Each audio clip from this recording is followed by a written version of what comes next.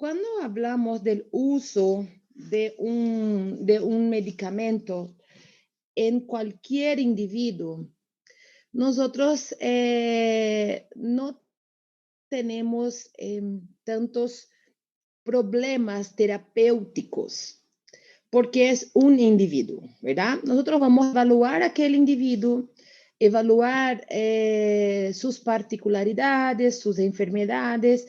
Por ejemplo, si es un individuo que ya utiliza algún medicamento, tenemos que evaluar si un medicamento puede interferir con la acción del otro. Pero cuando hablamos de una embarazada, nosotros tenemos un problema terapéutico porque nosotros no tenemos un paciente, sino que tenemos dos pacientes, que es la embarazada y su bebé, la madre y el feto. Hay algunas situaciones donde la mamá va a beneficiarse de utilizar un medicamento, pero este mismo medicamento puede afectar de una manera al bebé y que le puede causar daño. Entonces, cuando nosotros estamos frente a un paciente, a una embarazada, tenemos que pensar en todas las posibilidades de lo que puede pasar con la mamá y también con su bebé tras el uso de los medicamentos. Antes de empezarmos a hablar de las particularidades de este tema, yo sé que ya tuvieron clase de farmacocinética y clase de farmacodinámica. Sé que ustedes ya empezaron estos contenidos y eh, ustedes ya saben que la farmacología es una ciencia que estudia los fármacos, pero yo quiero saber si ustedes ya entienden qué significa farmacocinética y qué significa farmacodinámica. ¿Por qué? Porque nosotros siempre vamos a estar hablando sobre estos dos temas importantes que todo medicamento va a presentar. Entonces, ¿quién me puede contestar ahí qué es lo que se entiende por farmacocinética? A farmacocinética vai ser a resposta do nosso organismo frente ao fármaco, né? A droga. E a farmacodinâmica vai ser o efeito dele sobre o nosso organismo. Basicamente foi isso que eu Sí, entendi. básicamente es esto. Pero cuando hablamos de farmacocinética, no sería la respuesta de No nuestro caso da cuerpo. metabolização, a excreção, né? O jeito que vai, Sí, vai ser esse este, fármaco, né? Se a pessoa tem problema de deglutição, você não vai passar um remédio com um comprimido para ela, no caso. exacto, este sería el camino del fármaco. Eh, eh, todos los pasos del fármaco en nuestro cuerpo. Porque cuando hablamos de respuesta, está más contundente con la farmacodinámica, ¿verdad? Entonces, básicamente, cinética, ¿qué es lo que nuestro cuerpo hace con el fármaco? Y la dinámica, ¿qué es lo que el fármaco hace en nuestro cuerpo? La farmacocinética, nosotros tenemos algunos pasos que va a cumplir cuando tiene contacto con los medicamentos. Y claro que esto también pasa con las sustancias endógenas en general que secreta nuestro cuerpo. Nosotros tenemos el proceso de absorción, distribución, metabolización y excreción. ¿Qué se entiende por absorción?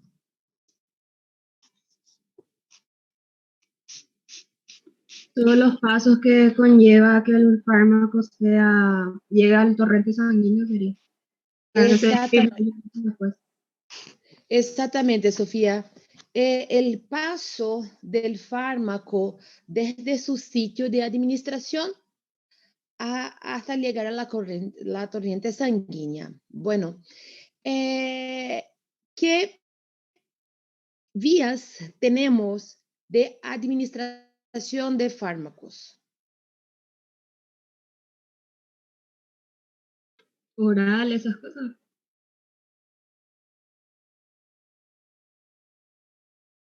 Sí.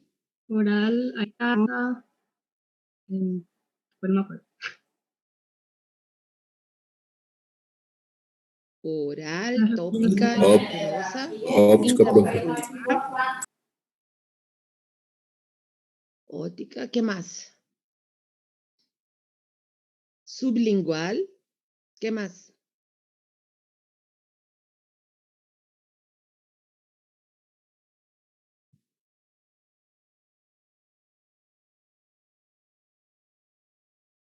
¿No se recuerdan?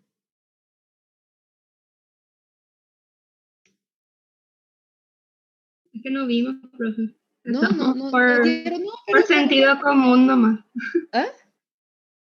Estamos yendo por lo que sabemos de cultura general nomás. Sí, exactamente, Sofía.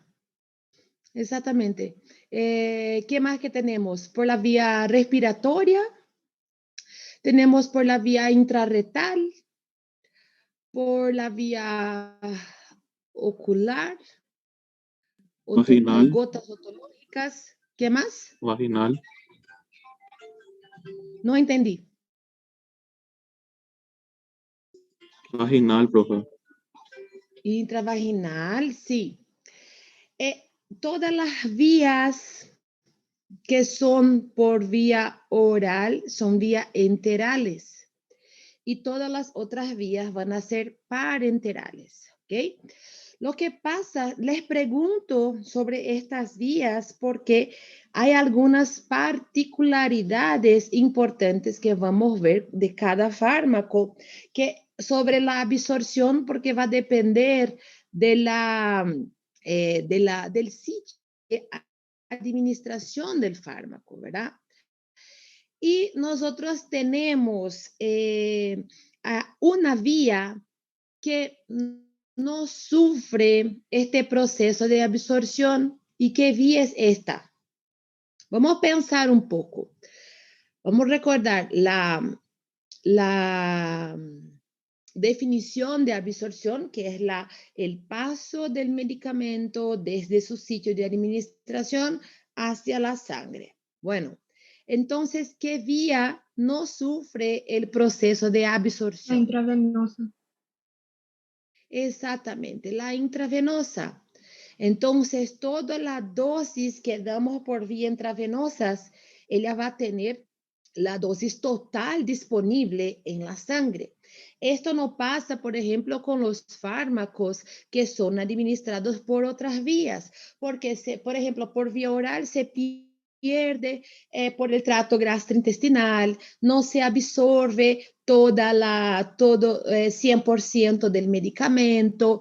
El medicamento cuando se absorbe, cuando es administrado por vía oral, hay que recordar que la absorción básicamente va a ser exclusivamente, cae el fármaco en el sistema porta, llega directamente al hígado y el hígado es un sistema de enzimas importantes que metabolizan el fármaco y después el fármaco va a ser eliminado.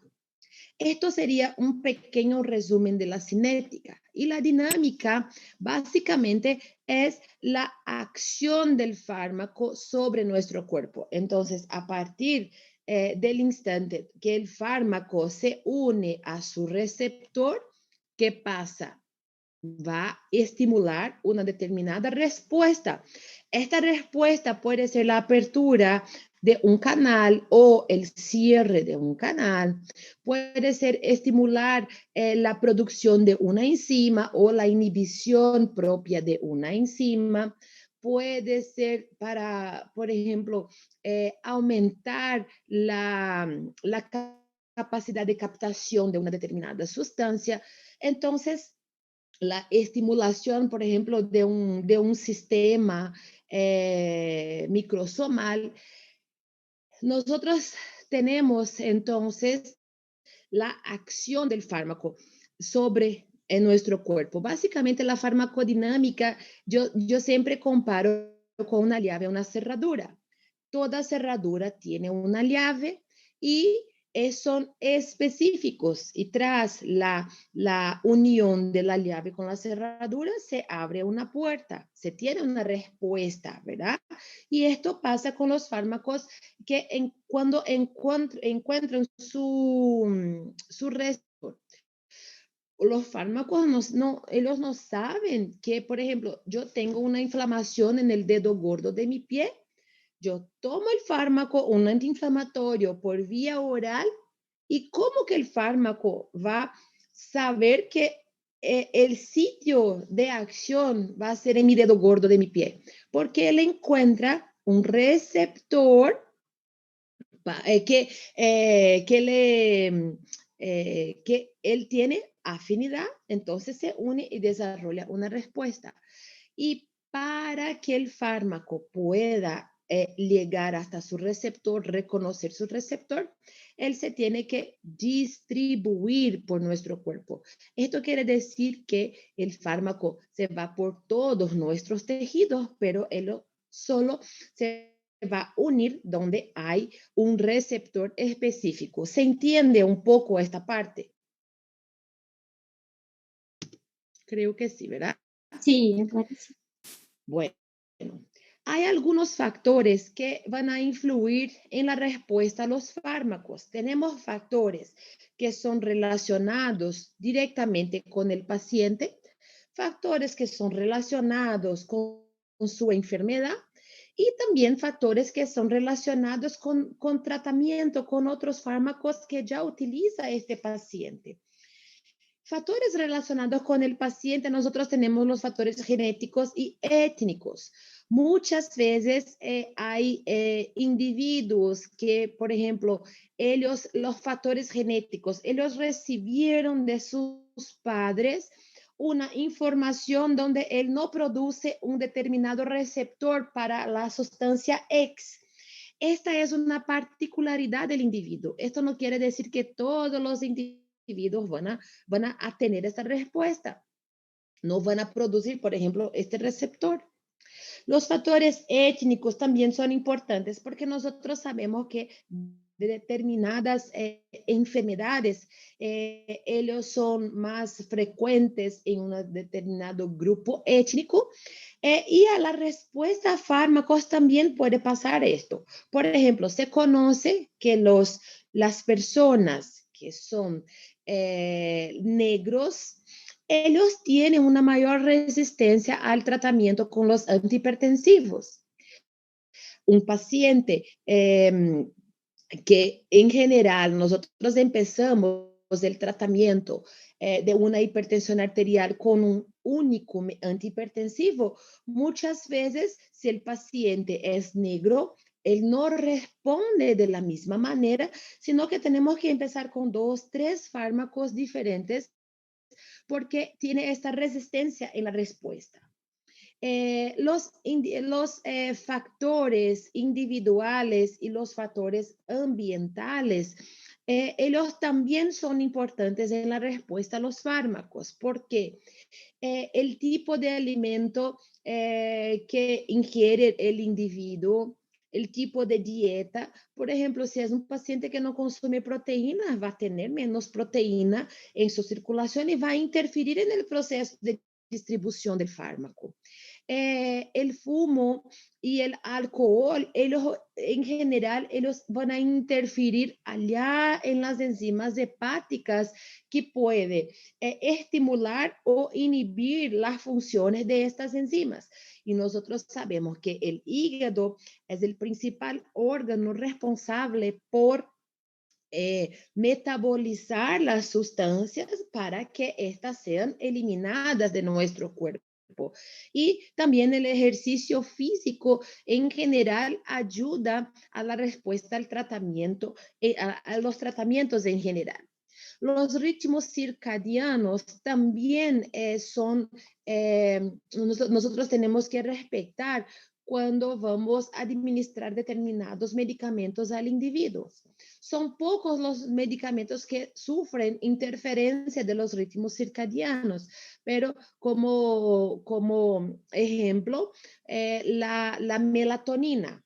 nosotros tenemos que administrar melatonina en el momento, en la parte de la noche, porque es el momento donde nuestro cuerpo produce más melatonina, porque nosotros tenemos que respetar el ritmo circadiano.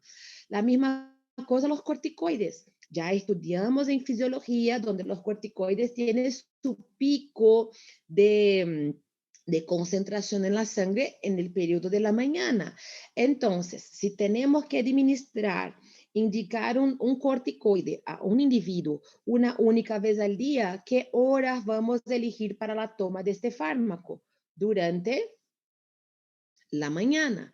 ¿Entiende? Entonces, cuando respetamos los ritmos circadianos, favorecemos la acción del fármaco que estamos administrando en el paciente.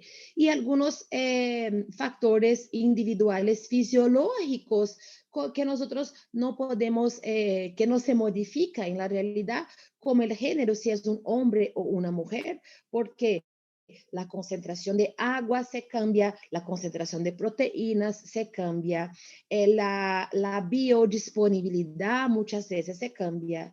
La edad, nosotros tenemos factores que interfieren mucho, principalmente cuando tenemos los niños y también en las edades más avanzadas. Los niños no tienen su madurez de su sistema enzimático, por ejemplo. Y en los ancianos, estos muchas veces ya se están agotados, ya tienen otras patologías, otras comorbilidades, entonces que puede dificultar e influir en la respuesta a los fármacos. El embarazo y la lactancia es lo que nosotros vamos a tocar en la clase de hoy. También es importante porque durante el embarazo hay cambios fisiológicos importantes en la mujer que interfieren también en la respuesta a los fármacos. Y durante la lactancia nosotros sabemos que muchos de los medicamentos pueden pasar a la leche materna y ahí nosotros es como si administramos el fármaco a la mamá, pero él también va a actuar directamente en el bebé. Factores relacionados con la enfermedad paciente como patologías concomitantes. Si un paciente tiene una insuficiencia renal, el riñón ya no funciona más como lo normal. Si el paciente tiene una dificultad, una dificultad en el filtrado glomerular, por ejemplo, ¿qué pasa con el fármaco? Si el fármaco es de eliminación renal, este fármaco se va a quedar por mucho más tiempo en el cuerpo del individuo y cuando le administramos dosis repetidas, ¿qué puede pasar? Esta dosis puede llegar a la concentración tóxica y causar daño en el paciente. La misma cosa si el paciente tiene una insuficiencia hepática. Imaginen que el hígado es importante, el principal órgano metabolizador. ¿Por qué se metabolizan las sustancias, los fármacos? Para que ellos puedan ser eliminados de nuestro organismo. Y entonces, si tenemos un problema hepático, tenemos que evitar administrar fármacos que son exclusivamente eliminados por el hígado. Entonces tenemos que pensar, no es solamente, yo tengo que pasar X medicamento. No, tenemos que, es un mundo más grande, ¿verdad? Y que tenemos que pensar en varias posibilidades. Y factores relacionados con su tratamiento. ¿Qué pasa? Cuando administramos fármacos que son al mismo tiempo, durante varios fármacos durante el día, por ejemplo, lo que pasa es que muchas veces los fármacos, por ejemplo, compiten por la proteína plasmática. Entonces tenemos interferencia, interacciones a nivel de la distribución. Si un fármaco es inhibidor de una enzima y esta enzima metaboliza un otro fármaco, si la enzima está inhibida, el otro fármaco se puede quedar por más tiempo en la circulación. Entonces tenemos ahí una reacción, una interacción a nivel de la metabolización. Por ejemplo, si el individuo hace uso de un medicamento que cambia la acidez, por ejemplo, del estómago, como los antiácidos, y él administra un otro fármaco, probablemente este otro fármaco no se va a absorber de la manera como se debería. Entonces, nosotros tenemos que siempre estar evaluando interacciones entre los fármacos. Cuando nosotros hablamos sobre medicamentos y embarazo, nosotros debemos de entender que el embarazo, bueno,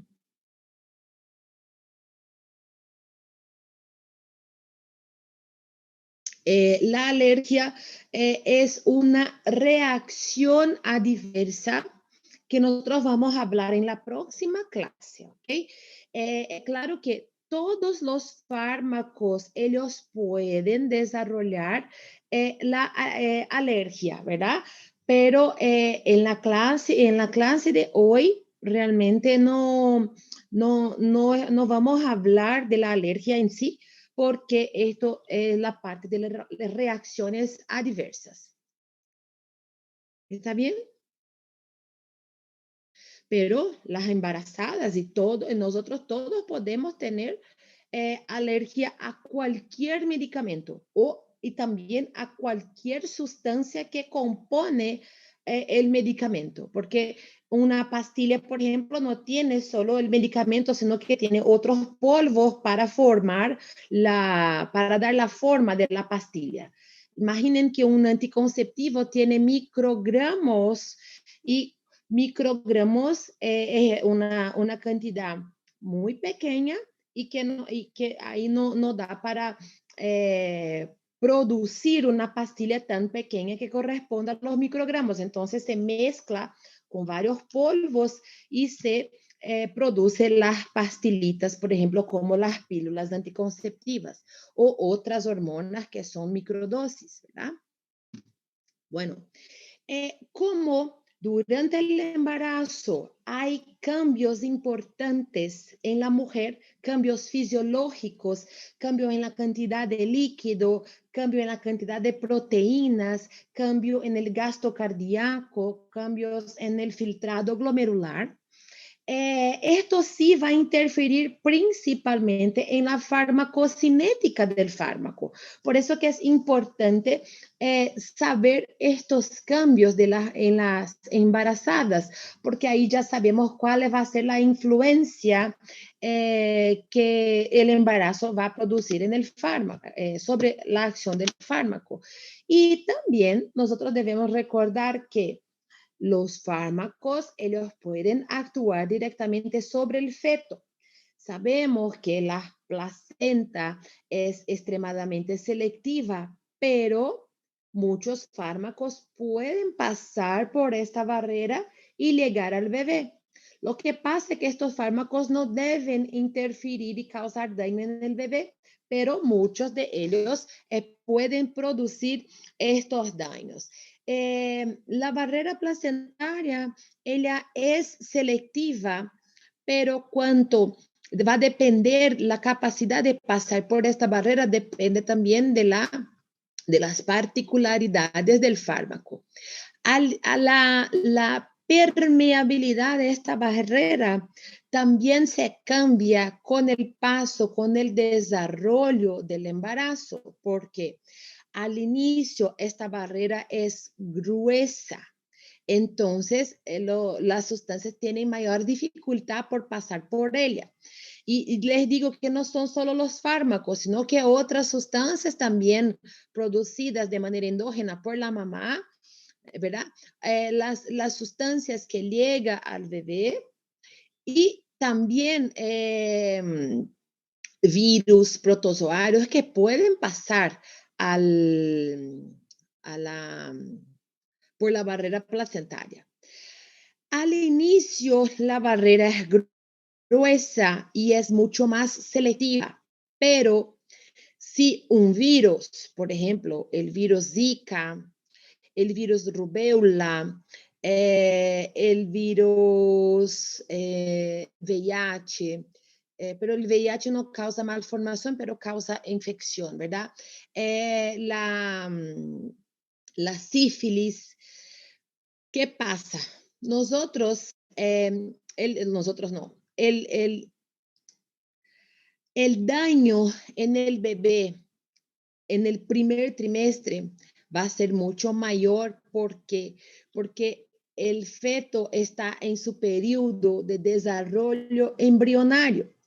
Entonces, cuando hay el paso de un fármaco, por ejemplo, durante el periodo del desarrollo embrionario, los daños van a ser mucho mayores si el fármaco pasa por la barrera placentaria, por ejemplo, en el tercer trimestre. ¿Por qué? Porque ya pasó el periodo embrionario y se está todavía desarrollando el crecimiento del bebé. Entonces, los daños son menores. Entonces, la barrera placentaria es gruesa al inicio del embarazo, pero las consecuencias van a ser mucho más graves y él es menos efectiva porque él se va adelgazando con el paso de las semanas gestacionales, pero el daño va a ser siempre menor de que el inicio del embarazo. ¿Preguntas?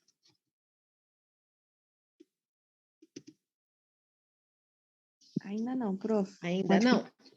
Perfecto.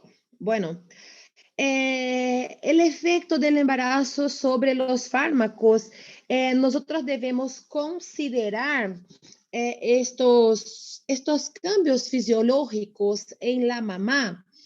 Debemos considerar que estos cambios afectan, sí, a los parámetros y afectan los parámetros farmacocinéticos. ¿Por qué no la farmacodinamia? Porque la farmacodinamia son los receptores, la respuesta farmacológica. Entonces, estos cambios fisiológicos que presenta la embarazada interfieren principalmente en la absorción, en la distribución, en la metabolización y la excreción del fármaco. Entonces, es farmacocinética. Y en general, estos cambios del embarazo nos obligan a cambiar la dosis del medicamento, por ejemplo, o cambiar la posología del medicamento, cambiar el tiempo del tratamiento, ¿ok? Cuando hablamos de la absorción, ¿qué pasa? Los cambios fisiológicos que presenta una embarazada, como el lentecimiento del vaciado gástrico y disminución de la motilidad gastrointestinal, que estos son cambios que ocurren tras el exceso de las hormonas del embarazo. Ellos van a causar una alteración en la absorción del fármaco y entonces va a haber un retraso en la absorción de la sustancia. Entonces ya sabemos que si administramos un fármaco en un individuo donde se espera que su pico de acción su pico de concentración sea en 30 minutos, en la embarazada esto se va a prolongar unas horas o algunos minutos más. ¿Por qué? Porque cuando se elentece el vaciado gástrico, esto quiere decir que va a tardar más para pasar desde el estómago para el intestino. Y el intestino que es responsable por absorber estas sustancias. Porque como ya vieron en fisiología, la mayor absorción de nutrientes, de sustancias ocurre en el intestino y no en el estómago. Entonces hay un retraso de la absorción, pero como hay un aumento del flujo sanguíneo intestinal y en general este aumento del flujo es por todo el cuerpo de la mujer, porque hay un aumento de las necesidades fisiológicas, hay aumento del gasto cardíaco, aumento del volumen circulatorio. Nosotros tenemos también un aumento de la absorción del fármaco. Entonces, muchas veces a las embarazadas podemos disminuir la dosis. Cuando hablamos de los cambios fisiológicos que ocurren, como el aumento del agua corporal total, que puede aumentar hasta unos 50%, disminución de la albúmina plasmática y disminución de la unión a las proteínas plasmáticas, nosotros tenemos un aumento de la forma activa del medicamento y aumento del volumen de distribución. ¿Qué pasa cuando hablamos de proteínas plasmáticas? Las proteínas plasmáticas, ustedes ya dieron esta parte con, no sé, con otro doctor, ¿ya hablaron sobre distribución? No, profe. ¿No? De las proteínas plasmáticas, Ujú. solo en físico. Falou algo por De cima, las mas não assim. presiones hidrosmóticas. Hidrosmótica, ¿verdad? Bueno, entonces, ¿qué pasa? El fármaco se tiene que distribuir, tiene que llegar por todos los tejidos de nuestro cuerpo para que pueda encontrar su receptor. La sustancia responsable por el transporte del fármaco en nuestro cuerpo, hablando de una manera más general y sencilla, son las proteínas plasmáticas, la alfa-1-glucoproteína y la albúmina. Entonces, el fármaco se une. Imaginen que este es el fármaco y esta es la proteína. ¿Qué pasa? El fármaco tiene afinidad por la proteína plasmática, entonces él se une a la proteína y la proteína va a carrear, va a llevar este fármaco por la circulación sanguínea. ¿Qué pasa? Hay un equilibrio entre la cantidad de fármaco que está unido a la proteína plasmática y la cantidad de fármaco que está libre en la circulación. ¿Por qué? Se recuerdan que para que la sustancia pueda pasar por la membrana, salir desde la sangre hacia los tejidos, la sustancia tiene que presentar un bajo peso molecular. La sustancia tiene que ser liposoluble. ¿Se recuerdan, verdad? ¿O no? Sí, profe. ¿Sí? Entonces, ¿qué pasa? El fármaco que está unido a la proteína plasmática, esta unión presenta un alto peso molecular. Por sí sola la proteína ya es grande, ¿verdad? Y entonces este fármaco no consigue salir desde la sangre hacia los tejidos y cumplir su función. Este fármaco, él no va a llegar al hígado y el hígado va a metabolizar y este fármaco va a ser eliminado. Entonces, la proteína también es responsable por permitir el periodo de acción del fármaco. Porque si hay un equilibrio, que quiere decir que el fármaco se va a quedar más tiempo en la circulación, se desliga el fármaco de la proteína plasmática de una manera gradual, porque ahí no va a llegar una cantidad grande provocando toxicidad, no va a ser eliminado y va a tener un tiempo de acción más disminuido. Cuando nosotros tenemos menos proteínas plasmáticas en la circulación, por ejemplo, en el caso de las embarazadas, donde hay una disminución de las proteínas plasmáticas, esto fisiológico, ¿qué pasa? Más fármaco se queda libre, entonces más fármaco va a estar disponible para cumplir su efecto, para ser metabolizado y para ser eliminado. ¿Se entiende? Sí, profe. ¿Sí? Y también, ¿qué pasa? Esta disminución de la unión a las proteínas plasmáticas también permite este aumento del volumen de distribución del fármaco, porque los fármacos se pueden también depositar en los tejidos, ¿ok?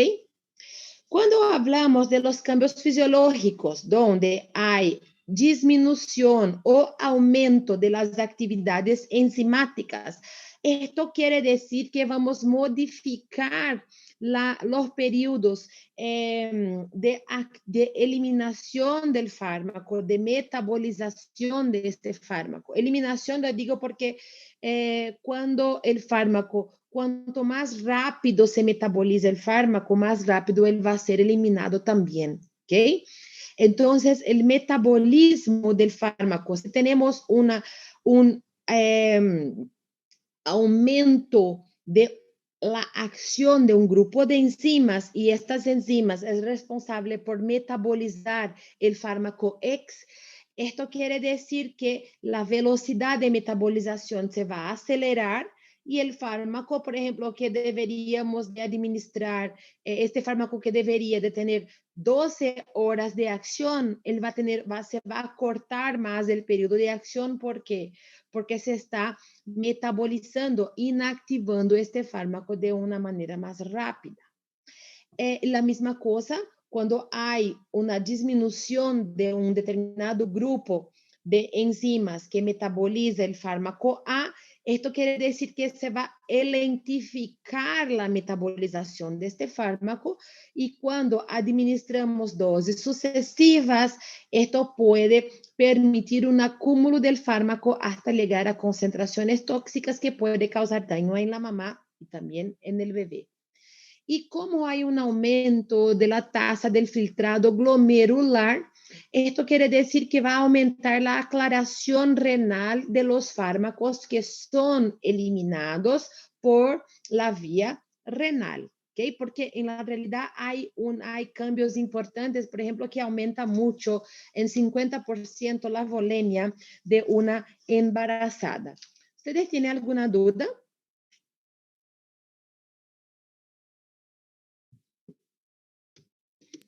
Ainda não, tá indo. Bueno, entonces acá un pequeño resumen de todo lo que hablamos hasta ahora relacionado a este slide. Este es un pequeño resumen, ¿ok? Bueno, nosotros tenemos los efectos de los fármacos sobre el feto. Los fármacos pueden pasar por la barrera placentaria y no causar daño en el bebé. Y esto es vamos a decir que la mayoría de los fármacos no causan daño o no se conoce este daño, ¿verdad? Y los efectos del fármaco sobre el feto pueden ser efectos teratógenos. ¿Qué son efectos teratógenos? Que le llevan a la deformidad del bebé, del feto. Exactamente, que va a llevar a deformidades, a malformaciones. Estos efectos teratógenos, en general, los efectos más graves ocurren cuando hay el contacto del fármaco con el feto durante el primer trimestre. ¿Por qué? Porque durante el primer trimestre del embarazo es donde tenemos el periodo de ¿qué? De la embriogénesis, lo que se está formando los órganos del individuo. Pero después, ¿qué quiere decir? Que en el tercer trimestre el fármaco no puede ser teratógeno. Sí, puede causar teratogenicidad, pero son daños menos severos que lo que en general se desarrolla durante el primer trimestre. Lo que pasa es que muchos de estos efectos, ellos no son diagnosticados durante el parto, sino que estos efectos teratógenos pueden ser microscópicos. Puede ser, por ejemplo, la sordera. El individuo, nosotros le miramos al bebé y no le identificamos una sordera. ¿Por qué? Porque son efectos microscópicos. Entonces, estos efectos teratógenos nosotros podemos identificar durante el embarazo, tras el nacimiento o durante el desarrollo. Se conoce, por ejemplo, efectos teratógenos sobre el sistema nervioso central, donde el fármaco no causa daño propiamente en la formación del sistema nervioso central, sino que puede causar daños durante el desarrollo del desenvolvimiento. ¿Okay? Nosotros tenemos acá el efecto sobre el desarrollo del bebé, que estos efectos sobre el desarrollo puede ser causado en cualquier periodo del embarazo. En general, los efectos teratógenos, ellos ocurren en el primer trimestre, ¿ok? Y después tenemos los efectos secundarios sobre el feto o neonato, que en general son efectos que ocurren a partir del tercer trimestre o próximo al parto. ¿Qué pasa? Estos fármacos, ellos pueden interferir de manera directa o también de manera indirecta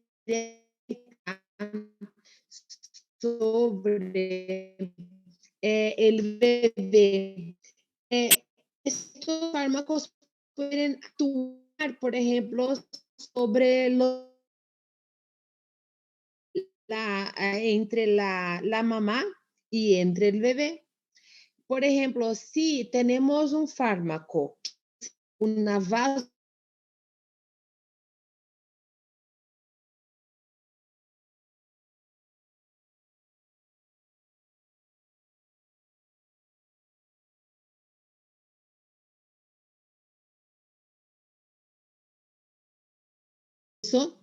y también puede haber falta de nutrientes. Como consecuencia, podemos tener la muerte fetal o el bebé se puede, por ejemplo, presentar una hipoxia importante.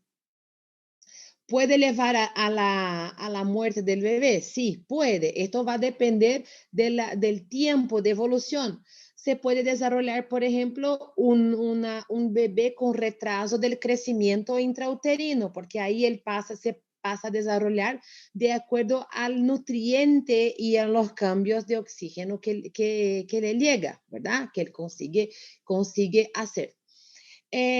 Por ejemplo, si tenemos un fármaco que induce una hipertonía uterina, también si hay contracción del músculo del útero, ¿qué pasa? También se cierran los vasos y no se permite estos cambios que pueden causar anoxia en el bebé también.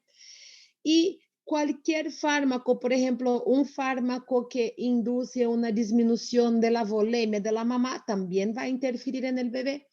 Entonces, cualquier fármaco que actúe, por ejemplo, alterando el medio interno de una mamá, puede interferir con el bebé.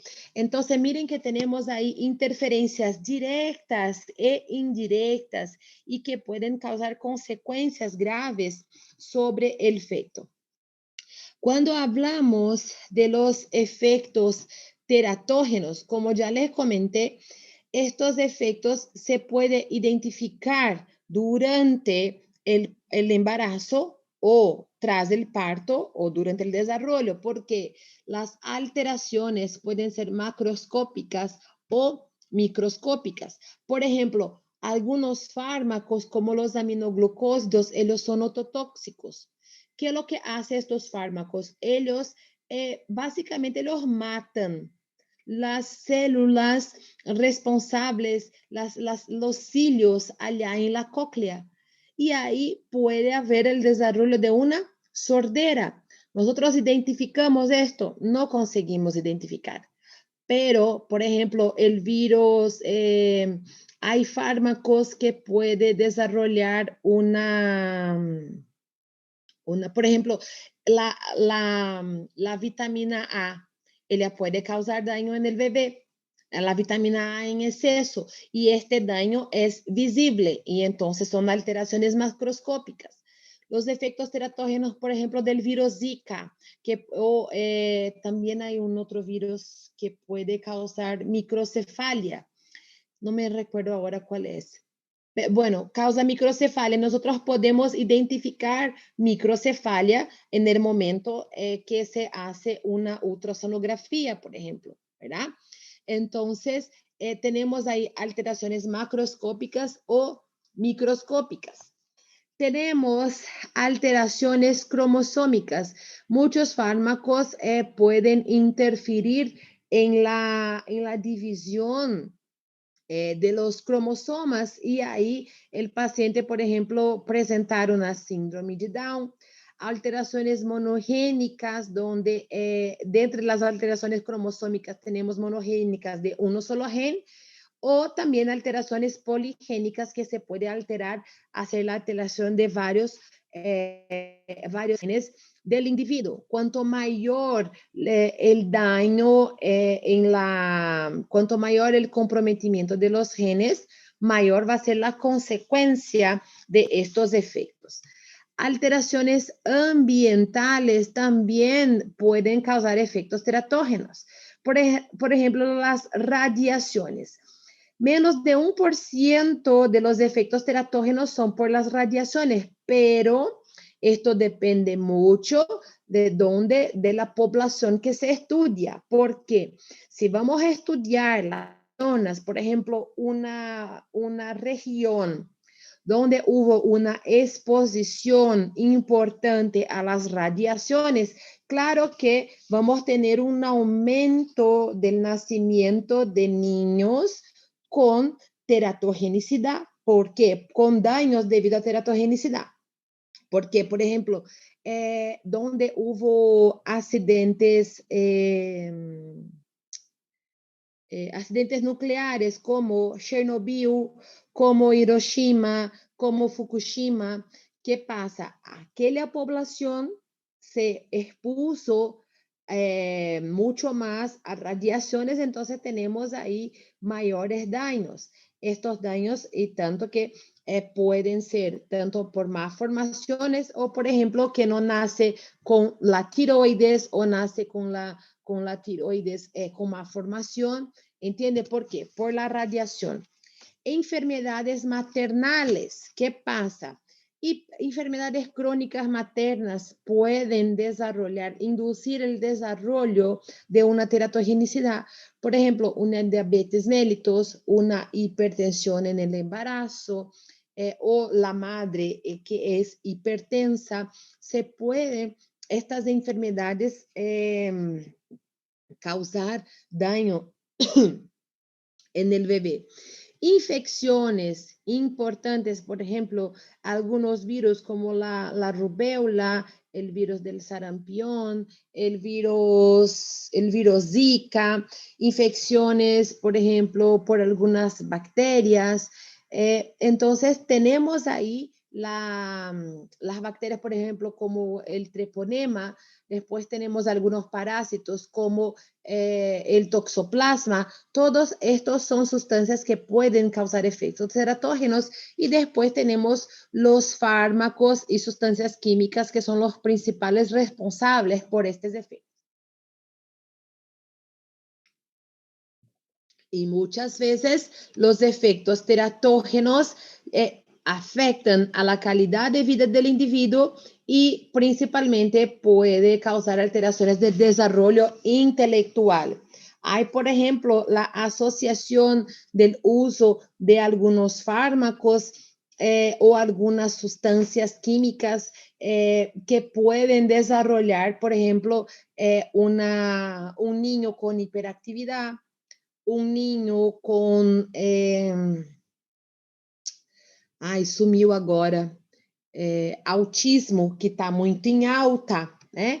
Muchas veces estos son consecuencias del uso de fármacos o de algunas enfermedades maternas. Se piensa, por ejemplo, que ya se estudió que hay algunas enfermedades maternas o algunas complicaciones durante el embarazo donde el individuo se torna un psicópata, por ejemplo. Entonces sería un efecto teratógeno durante el desarrollo, ¿verdad? Los mecanismos de producción de los efectos teratógenos de los fármacos. Miren que tenemos los fármacos que pueden inducir alteraciones genéticas, que pueden ser mutaciones de las células somáticas. Si hay alteraciones de células somáticas, estas alteraciones se quedan propias del paciente y no se transmite a sus hijos, a sus descendientes. Pero si la alteración inducida, el efecto teratógeno, causa mutaciones en las células germinales, ahí sí se va a transmitir a sus descendientes. Quiere decir que este efecto teratógeno va a pasar de generación a generación. Y también de origen genética puede ser la inducción de alteraciones cromosómicas. Por ejemplo, las trisomías, la trisomía del 21, la trisomía del 47, cuando cambia la cantidad de cromosomas del individuo. Algunos efectos teratógenos, el niño puede nacer, por ejemplo, con una trisomía del 21 con síndrome de Down. Los efectos teratógenos pueden presentar acción directa, quiere decir que va a actuar directamente sobre el feto, como producción de cambios hormonales que regulan diferenciación sexual. ¿Qué pasa? Principalmente la administración de hormonas sexuales en la mamá durante el periodo del embarazo puede, por ejemplo, más virilizar un embrión femenino o masculinizar o feminilizar un embrión masculino. Entonces, nosotros debemos de tener mucho cuidado en la administración de estos tipos de fármacos a una embarazada. O también fármacos que pueden actuar con inhibición de síntesis proteica o de la actividad enzimática. Nosotros vamos a ver que tenemos un fármaco importante ahí en la historia que él actuaba directamente ahí sobre la actividad de una enzima que actuaba en el desarrollo de los miembros del bebé. Y la acción indirecta, como ya comentamos, son aquellos fármacos que actúan sobre la mamá y que puede, por ejemplo, aquellos fármacos que hacen una vasoconstricción, una hipertenía uterina, donde va a disminuir el paso de sangre, de nutrientes, del oxígeno por la placenta y ahí, por ejemplo, retrasar el crecimiento del bebé y interferir ahí en el desarrollo fetal.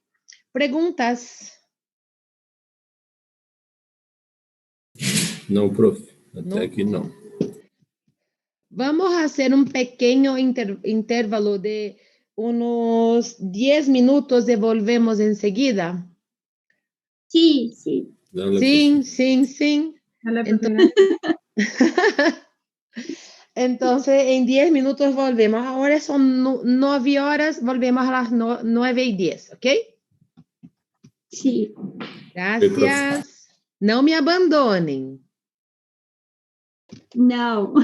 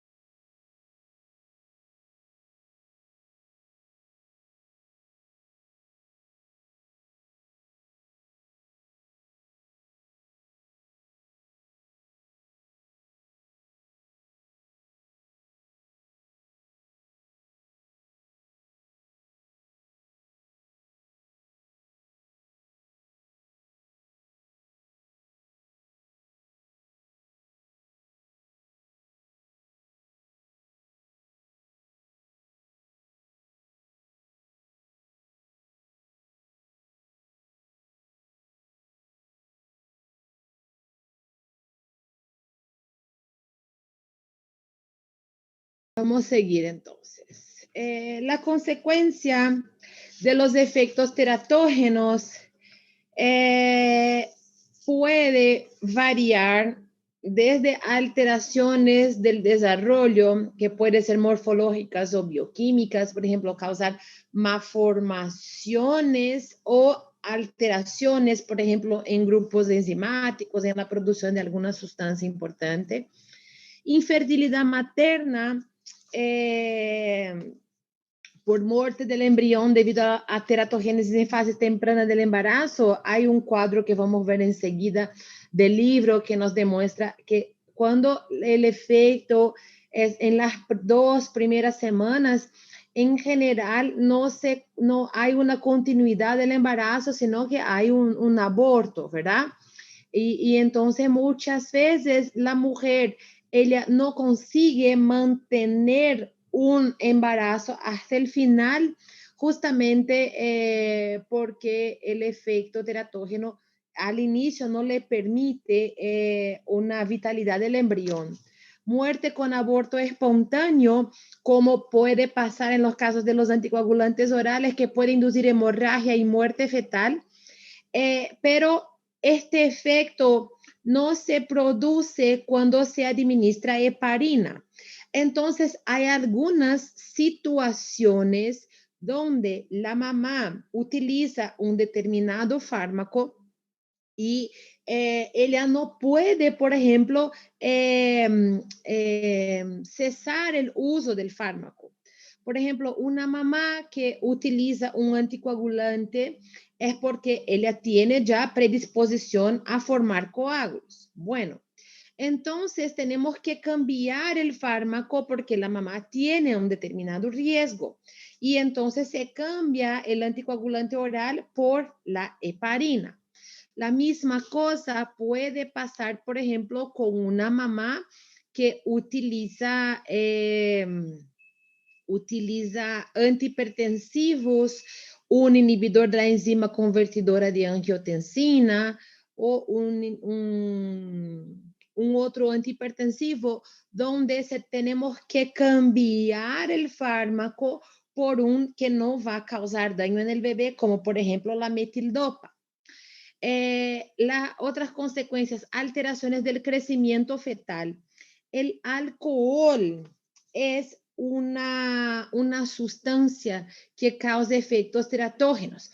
Puede causar, por ejemplo, malformaciones, como puede causar alteraciones en el desarrollo del bebé. El niño puede tener un retraso de su desarrollo, tanto motor como psicológico, como neurológico, ¿verdad? Que el niño puede presentar un retraso mental por toda su vida, porque su mamá hubo el consumo de alcohol durante el embarazo. No se conoce ninguna dosis del alcohol que no sea tóxica al bebé.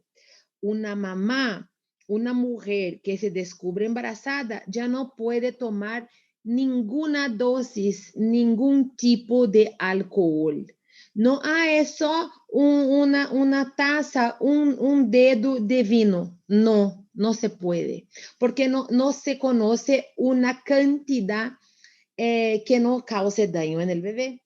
Pero el tabaco afecta la circulación placentaria y en general los bebés de madre fumadoras pueden presentar un retraso del crecimiento intrauterino, son bebés más chicos porque hay esta alteración en la circulación placentaria. El tabaco también es completamente contraindicado durante el embarazo, pero se sabe que las consecuencias, el daño siempre va a ser mayor cuanto mayor es la cantidad de cigarrillo que fuma la mamá durante el día. Y los efectos diferidos, que son las alteraciones genéticas, efectos carcinogénicos de los fármacos y efectos sobre la capacidad reproductiva del feto. Muchas veces una alteración, nosotros vamos a ver en otra clase, una alteración donde por ejemplo, la niña, ella nace tiene su desarrollo neuropsicomotor normal, pero ella es infértil. Esto puede haber sido causado por algún medicamento que su mamá ingirió durante el embarazo. Bueno, acá tenemos una tabla del libro del Flores. Me olvidé de hablar una cosa a ustedes. El libro cátedra es el Flores, Jesús Flores, Farmacología Humana de Jesús Flores. Pero ustedes van a ver que mis slides no se basan solamente en el libro de Jesús Flores, sino que yo siempre leo el Guyton no, el Goodman. El Guyton muchas veces van a ver que muchas veces yo empiezo mi clase con la fisiología para recordar un poco. Pero yo leo el Goodman, leo el Rangideo, hay algunos artículos en la internet. Entonces, mis diapositivas no son basadas solamente en el libro de Jesús Flores, ¿ok? Entonces, ustedes van a ver, muchas veces van a comparar, bueno, pero esto no está escrito en el libro, pero hay en otros libros. Pero si tienen que elegir un único libro para leer, tienen que leer Jesús Flores, que es el libro de cátedra, ¿verdad? Bueno, acá tenemos los fármacos con efectos teratógenos, fármacos que debemos evitar. ¿Por qué? Porque ya se conoce el efecto en el ser humano. Nosotros tenemos una dificultad de evaluar la posibilidad del efecto teratógeno de un fármaco. ¿Por qué?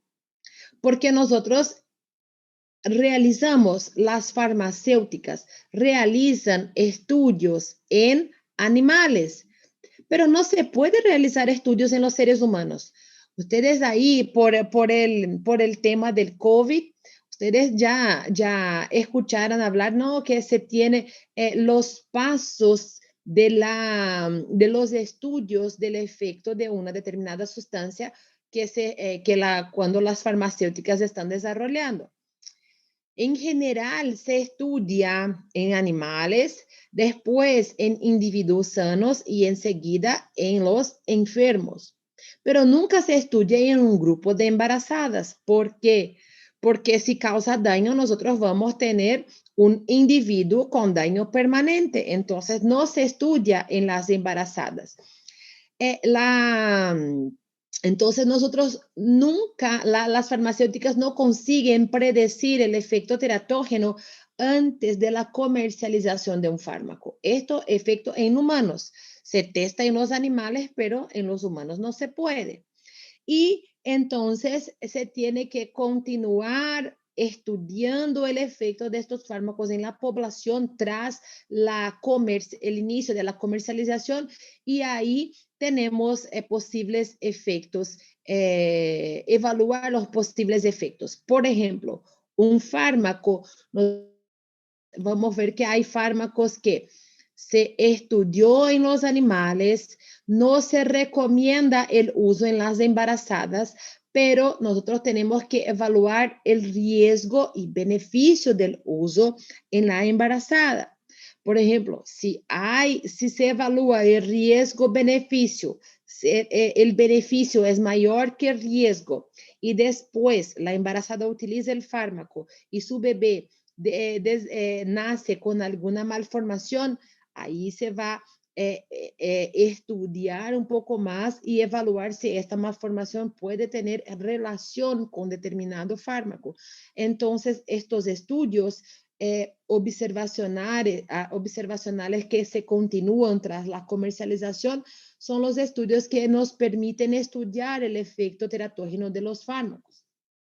Nosotros tenemos aquí algunos fármacos que se debe evitar justamente porque se conoce efectos teratógenos.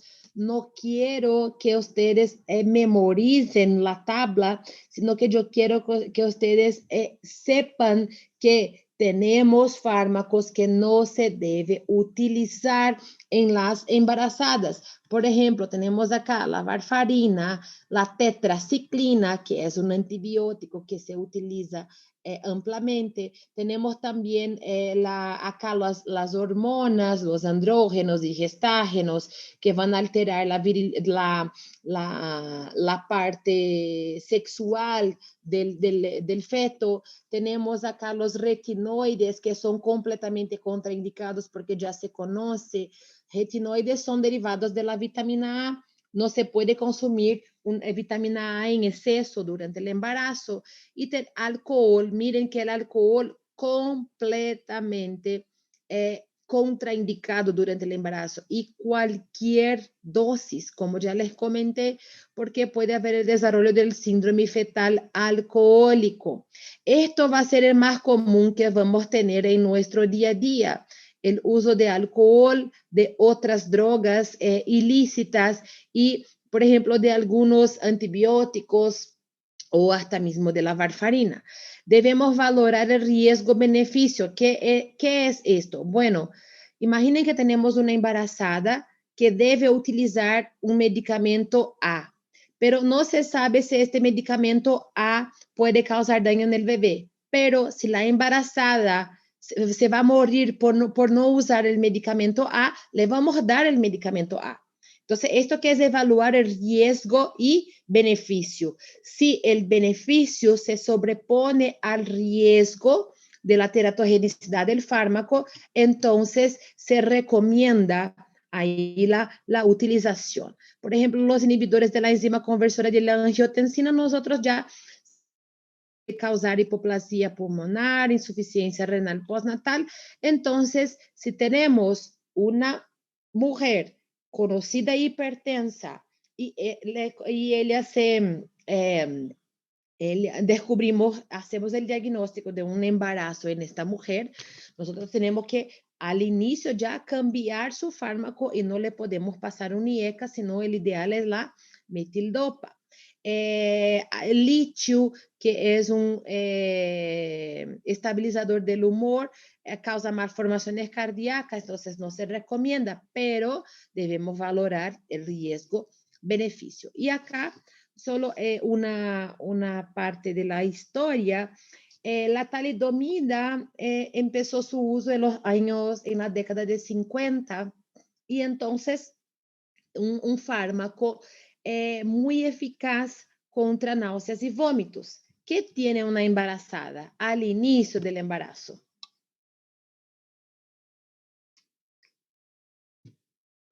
Náuseas y vómitos. Entonces, se empezó a utilizar, a indicar la talidomida a las embarazadas en general. Pero ¿qué pasó? Se observó que había una alta incidencia de niños con malformación de los miembros. Miren, los niños, ellos no tienen trastorno neurológico, no tienen trastorno motor, sino que no había el desarrollo de sus miembros, principalmente de los miembros superiores, pero sí puede haber la inhibición del desarrollo de los miembros inferiores también. ¿Y por qué pasaba esto? Cuando se utilizaba la talidomida en los primeros 2 meses de la vida fetal, esta talidomida inhibe una enzima que actúa sobre el desarrollo de estos miembros. Entonces, ellos empezaron a intentar relacionar qué es lo que estas madres tenían en común.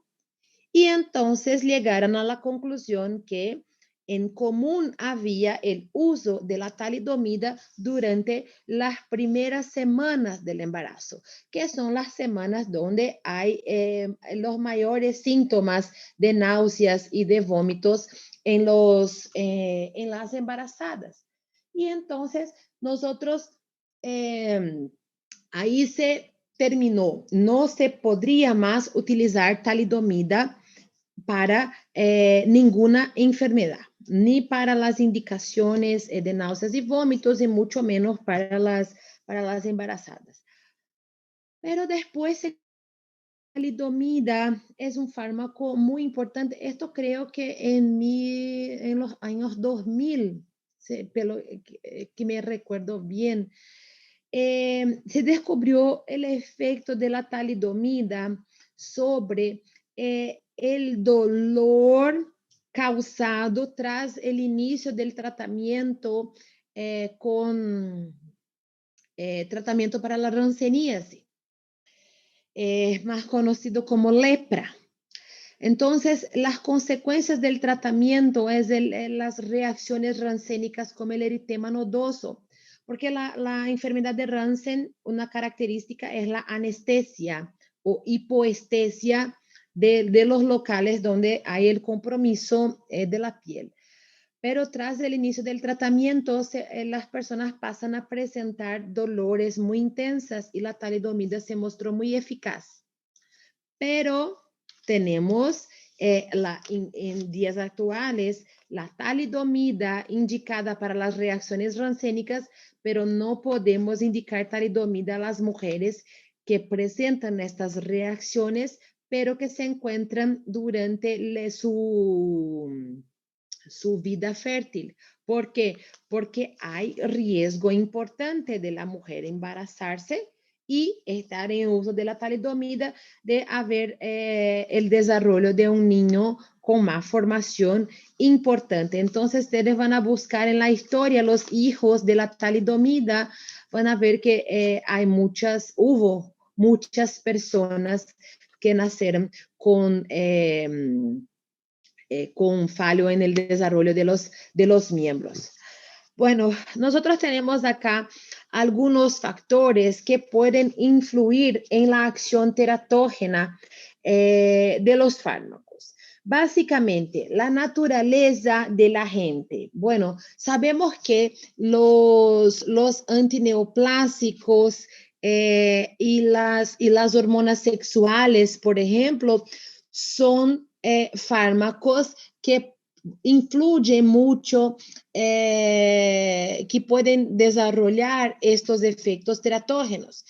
Los antineoplásicos con malformaciones y las hormonas sexuales con la relación de la feminización o masculinización de los embriones. La intensidad del estímulo, esto depende mucho de la concentración de fármaco que llega el feto. Depende, hay que recordar que esto siempre va a depender de las características químicas del medicamento. Entonces, por ejemplo, tenemos ahí la cuestión de la liposolubilidad, la cuestión del tamaño, porque químicas va a depender va a definir la capacidad que el fármaco tiene de pasar la barrera placentaria y llegar al feto. Muchas veces tenemos también que recordar que ¿dónde va a actuar este fármaco que llega al bebé?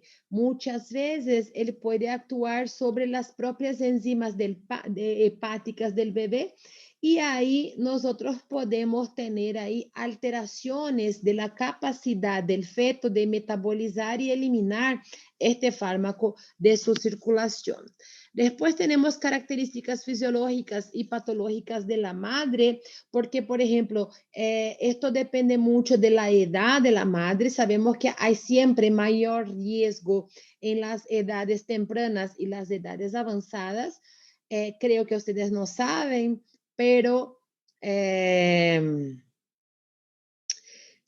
una mujer con 35 años ya tiene edad avanzada para el embarazo y mayor riesgo de complicaciones durante el embarazo. También depende de la edad nutricional de la mamá. Si es una mamá desnutrida, tenemos más fármacos libres y más fármacos va a llegar al bebé. Tenemos también, por ejemplo, la diabetes, la hipertensión arterial o algunos factores que pueden haber el desarrollo de toxemia en la mamá, una infección, por ejemplo, pueden también influir en las alteraciones teratógenas. Tenemos la susceptibilidad genética, que es cómo que se encuentran los genes del individuo, ¿verdad?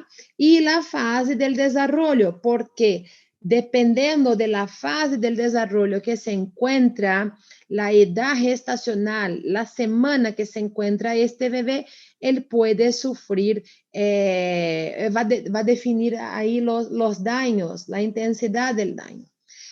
Nosotros tenemos acá, miren, ay, mi boca seca.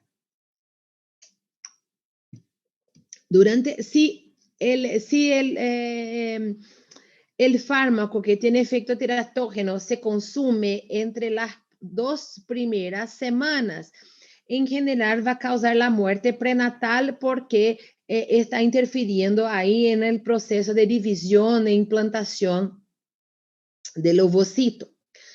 Pero después de la 3ª semana, donde empieza el periodo embrionario, miren que acá tenemos en verde los periodos muy sensibles a los teratógenos y después los periodos menos sensibles. Esto quiere decir que cuando, por ejemplo, acá estamos hablando del sistema nervioso central.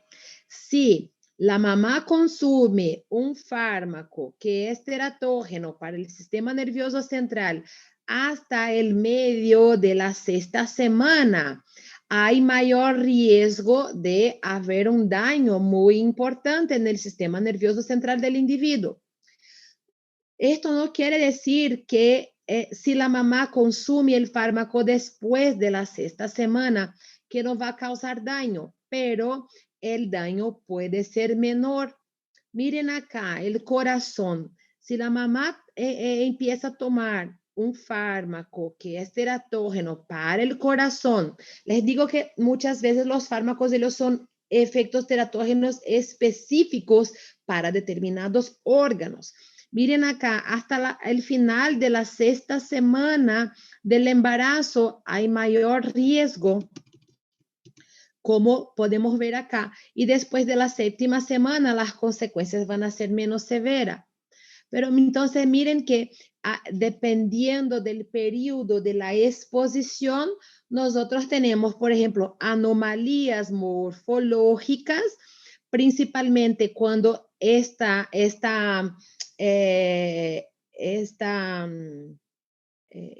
el consumo del fármaco ocurre durante este periodo, nosotros tenemos mayores complicaciones como anomalías morfológicas y acá a partir de la 8ª semana, donde empieza el periodo fetal, hay defectos fisiológicos y anomalías morfológicas, pero de menor intensidad. Así que van a interpretar esta tablita. Y los efectos secundarios en el feto y en el neonato. Miren que depende mucho del fármaco, porque algunos fármacos, ellos son específicos, ellos causan daños específicos. Como ya les comenté, los aminoglucósidos son ototóxicos. Ellos matan las células ciliares del aparato coclear y entonces va a haber una sordera. La misma cosa, por ejemplo, pasa con el virus de la rubéola, principalmente cuando la infección ocurre tras el periodo embrionario. Ahí no va a haber una malformación específica, sino que una sordera importante. La tetraciclina, un antibiótico muy utilizado, él se deposita en los huesos y en los dientes y puede causar alteración de la coloración de los dientes y hipoplasías dentarias. Después tenemos acá, miren las sulfamidas, que también son antibióticos, que puede causar kernícteros. Entonces, acá son todos fármacos que debemos evitar. Por ejemplo, el iodo radioactivo a la glándula tiroidea del bebé, le administramos yodo radioactivo a la mamá para tratar su hipertiroidismo y le matamos, le destruimos la glándula del bebé. Entonces, no se debe utilizar estos fármacos y hay una lista más grande de fármacos, pero acá tenemos algunos solamente. Se van a buscar, van a ver que la lista tiene mucho más componentes. Y otros fármacos que debemos utilizar con precaución. ¿Qué es esto? Vamos a evaluar el riesgo-beneficio. ¿Cuándo se utiliza? Cuando los beneficios se sobreponen a los riesgos. Miren, tenemos acá los opiáceos que pueden desarrollar depresión del sistema nervioso central y síndrome de abstinencia en el bebé. Las benzodiazepinas, que son, por ejemplo, el diazepam, el clonazepam, causan hipotonía, hipotermia, depresión del sistema nervioso central y también síndrome de abstinencia en el bebé. Los beta bloqueantes, bradicardia y hipoglucemia, el litio, hipotonía y hiporreflejia, se piensa que puede causar bocio, pero no hay una relación, no se comprobó. ¿Qué más que tenemos acá? Las tiazidas, alteraciones electrolíticas y trombocitopenia. Por ejemplo, las tiazídicas, los beta bloqueantes se utilizan, por ejemplo, como antihipertensivos, pero no son recomendados. Por eso que se cambian los antihipertensivos por metildopa. Bueno, acá hablamos sobre efectos de los fármacos que pueden causar daño en el bebé, pero hay fármacos que presentan efectos terapéuticos, que hay fármacos que nosotros administramos a la mamá, pero que queremos su efecto en el bebé.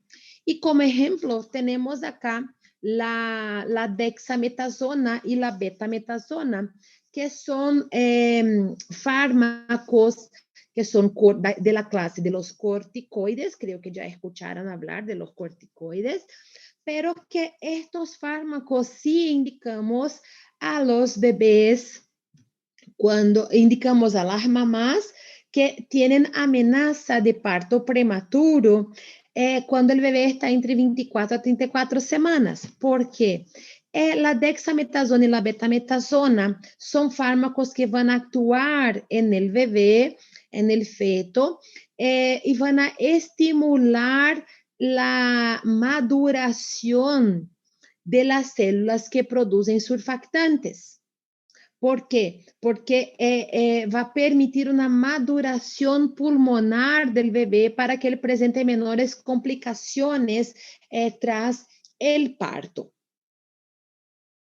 Su sistema respiratorio todavía no está maduro porque hay todo un periodo de maduración durante las semanas del embarazo. Y un bebé que se encuentra entre 24 y 34 semanas del embarazo, y si la mamá está con amenaza de parto, le administramos dosis, son 2 dosis, una por día. Vamos a elegir, por ejemplo, dexametasona o betametasona, no me recuerdo cuál de ellas, le damos 2 dosis por 2 días o una dosis por 2 días. Y ahí vamos a reducir el riesgo de mortalidad neonatal y aumentar la eficacia de la terapia con surfactante pulmonar porque hay un aumento ahí de la maduración de las células que producen los surfactantes. Y el ácido fólico, que es una vitamina que al inicio del embarazo ya indicamos a la mamá porque es imprescindible para un buen desarrollo del sistema nervioso central. En realidad, las mujeres deberían de planear su embarazo y 3 meses antes de la fecha que va a embarazarse, las mujeres deben empezar a tomar el ácido fólico para justamente prevenir. Miren que acá tenemos la espina bífida, pero la ausencia del ácido fólico, el déficit del ácido fólico en la mamá puede tener como consecuencia una microcefalia o una anencefalia en el bebé. Miren que los fármacos no son todos que van a causar daño en el bebé, sino que hay algunos que son fármacos esenciales que se usan durante el embarazo. Y tenemos algunos criterios de utilización de fármacos durante el embarazo.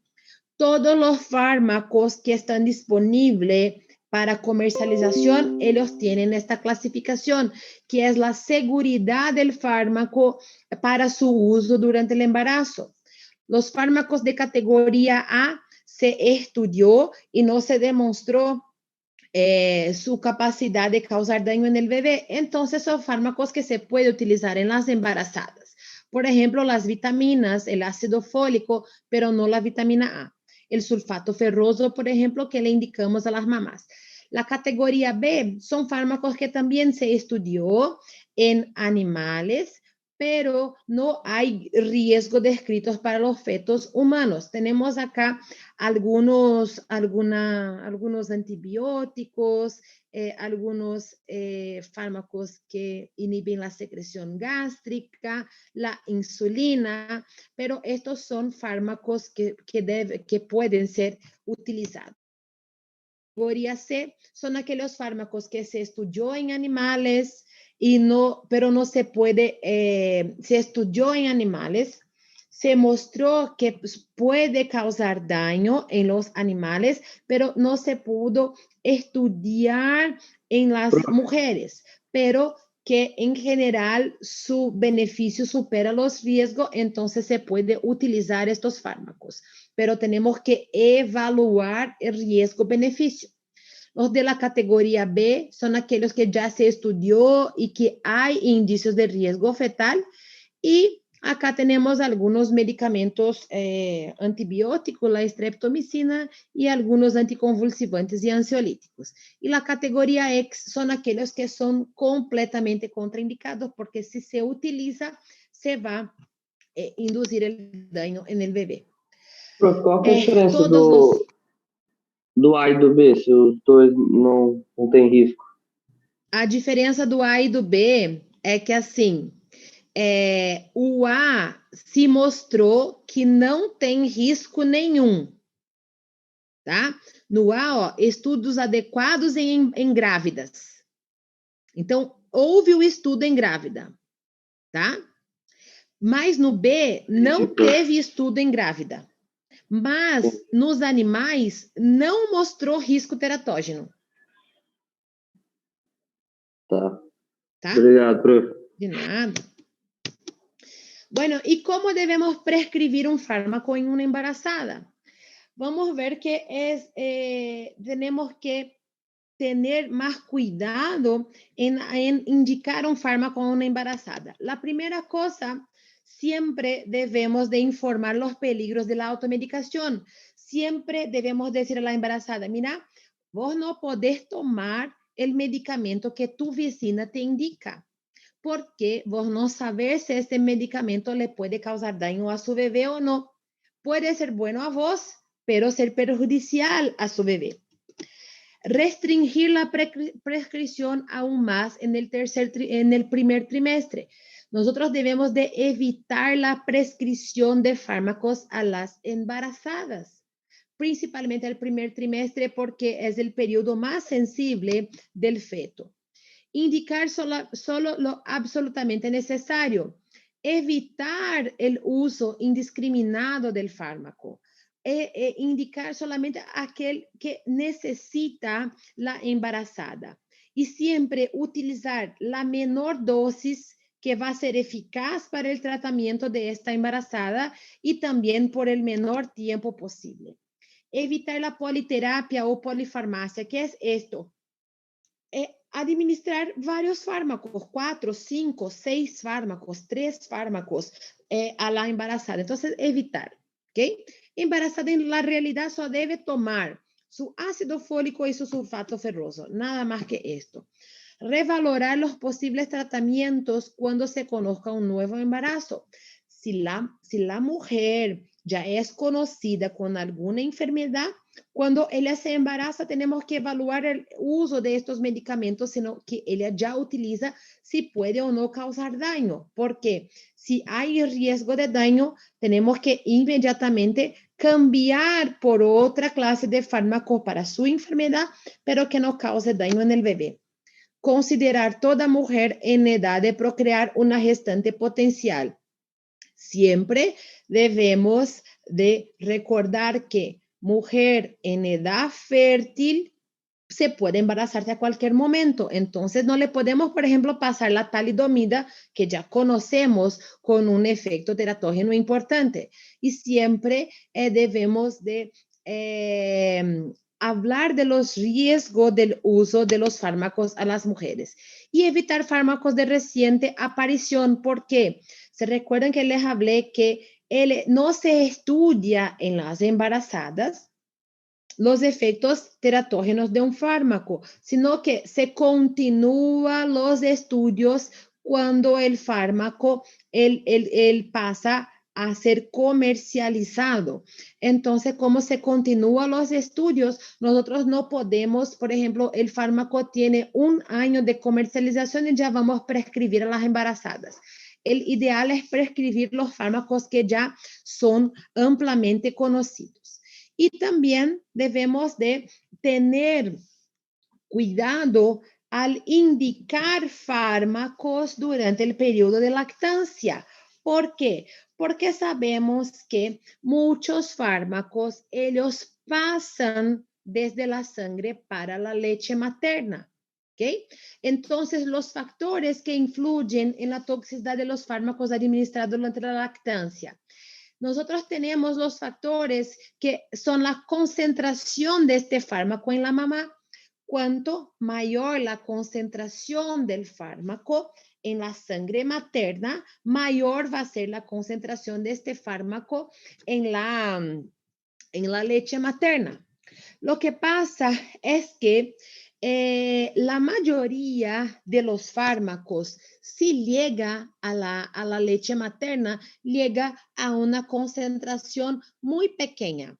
Entonces, muchas veces esta concentración no va a causar daño en el bebé, pero debemos siempre evitar el uso de fármacos durante el periodo de lactancia.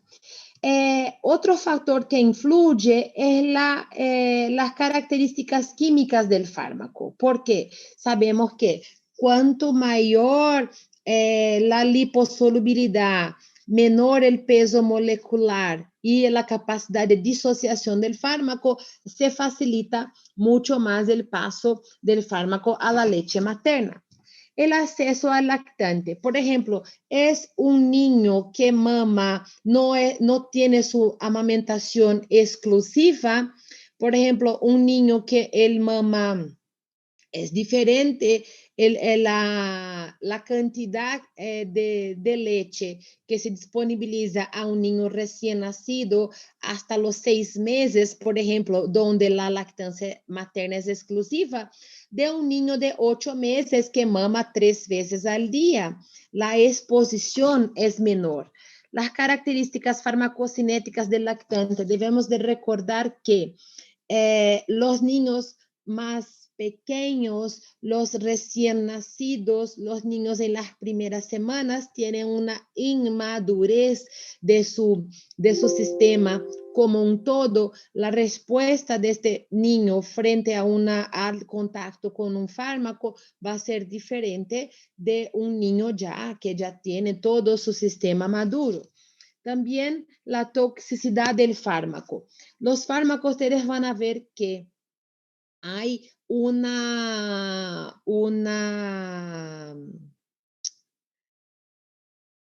como que é o nome? Deixa eu lembrar aqui. Deixa eu tentar lembrar. El índice terapêutico del fármaco. El índice terapêutico é assim. La dosis, quanto que la dosis de eficacia del fármaco está cerca de la dosis tóxica del fármaco. Fármacos que tienen un alto índice terapéutico, quiere decir que está muy lejos la dosis ideal dosis tóxica, estos fármacos en general no van a causar toxicidad en el bebé. Pero aquellos fármacos que tienen un índice terapéutico muy bajo, un índice terapéutico disminuido, quiere decir que la dosis tóxica es muy cerca de la dosis efectiva, estos sí son fármacos que pueden causar toxicidad en el bebé. Entonces hay algunas características que debemos considerar cuando utilizamos fármacos durante la lactancia.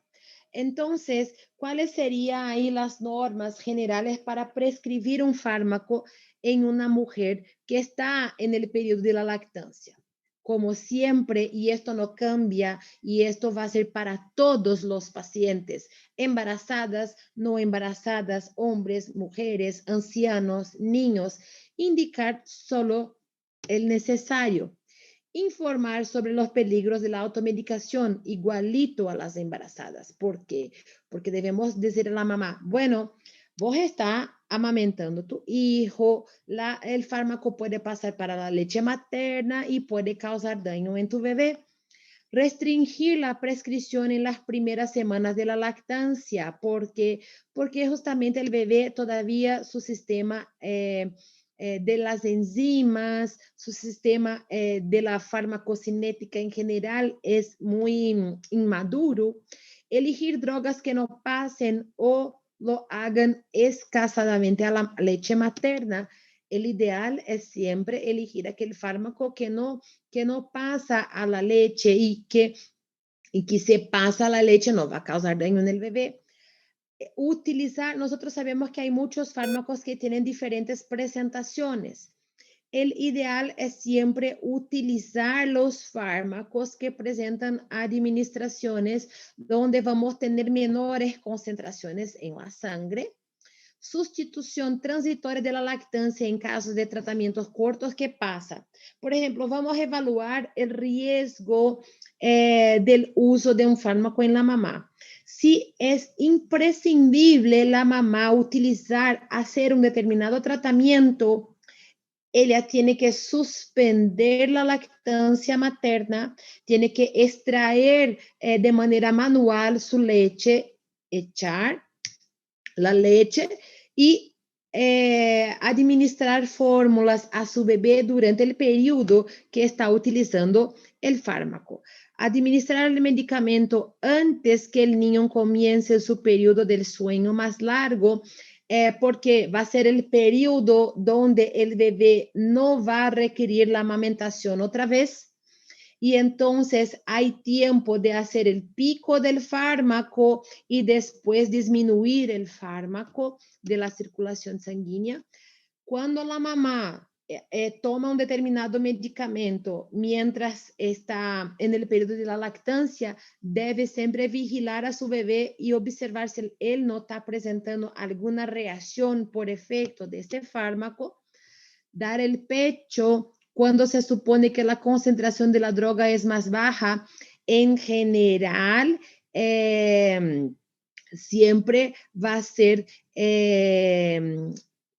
el ideal es administrar el medicamento luego del término de la mamada, porque la leche se forma, empieza producción de la leche durante la mamada del bebé.